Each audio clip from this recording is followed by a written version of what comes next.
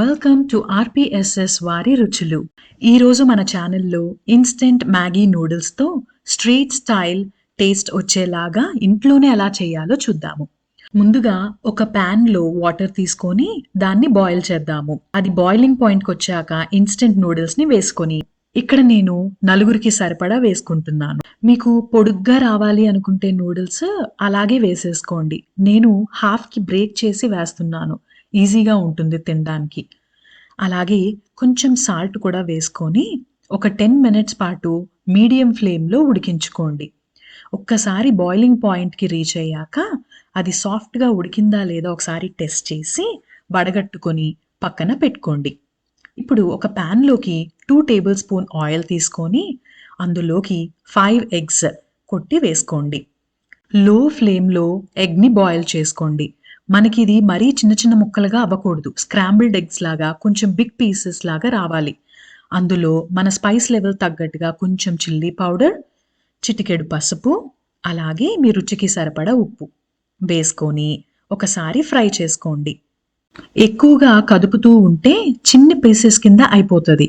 అలా కాకుండా big chunk పీసెస్గానే ఉంచుకోండి, బాగుంటుంది నూడిల్స్లోకి. ఇప్పుడు తీసి పక్కన పెట్టుకుందాము. ఇప్పుడు అదే ప్యాన్లో ఇంకొక 3 టేబుల్ స్పూన్ ఆయిల్ వేసుకొని ముందుగా చిన్న చిన్న ముక్కలుగా కట్ చేసి పెట్టుకున్న ఉల్లిపాయలు, పచ్చిమిరపకాయలు వేసుకొని దోరగా వేయించుకోండి. అవి లైట్ బ్రౌన్ కలర్లోకి వచ్చాక స్వీట్నెస్ కోసం మనం ముందుగా కట్ చేసి పెట్టుకున్న టమాటాలని వేసుకొని అవి సాఫ్ట్గా అయినంత వరకు కూడా లో ఫ్లేమ్లో ఫ్రై చేసుకోండి. టమాటో కొంచెం సాఫ్ట్ అయ్యాక అందులో కారపొడి, రెడ్ చిల్లీ పౌడర్, ధనియాల పొడి, జీలకర్ర పొడి, గరం మసాలా అన్నీ మీ రుచికి సరిపడా వేసుకోండి. మనకి ఇన్స్టెంట్ మ్యాగీ నూడిల్స్లో మ్యాగీ పౌడర్ వస్తుంది కదా, దాన్ని కూడా వేసుకోండి.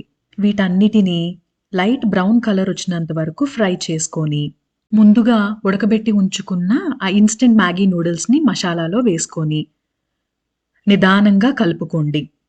హై ఫ్లేమ్లో పెట్టండి. సిమ్లో ఉంటే కనుక అది పేస్ట్ కింద అయిపోతుంది. సో హైలో పెట్టుకొని ఈ మసాలా, మనం బాయిల్ చేసిన నూడిల్స్ ఇవన్నీ కలిసేలాగా కలుపుకొని స్ట్రీట్ సైడ్ టేస్ట్ రావాలి అంటే మనకి కావాల్సింది సరైన బాండి, హై ఫ్లేమ్లో ఉండే మంట అండి. ఈ రెండు ఉంటే మనకి స్ట్రీట్ సైడ్లో ఎలా వస్తుందో నూడిల్స్ అదే టేస్ట్ అండ్ టెక్స్చర్ వస్తుంది. సో మీరు ఈ రెసిపీని మొత్తం కూడా ఇన్స్టెంట్ నూడిల్స్ ఉడికి వేసిన తర్వాత హైలో మాత్రమే చేయండి. లోలో పెట్టారు అంటే నూడిల్స్ మెత్తగా అయిపోతుంది. అలాగే ఒక 5 to 10 మినిట్స్ హైలో ఫ్రై చేసుకొని ముందుగా మనం ఫ్రై చేసుకున్న ఎగ్స్ ఉన్నాయి కదా, వాటిని వేసుకోండి. చూసారా, అలా బిగ్ బిగ్ చంక్ పీసెస్ లాగా ఉంటే మనం తింటున్నప్పుడు నూడిల్స్తో పాటు ఎగ్ తింటున్న ఫీలింగ్ వస్తుంది.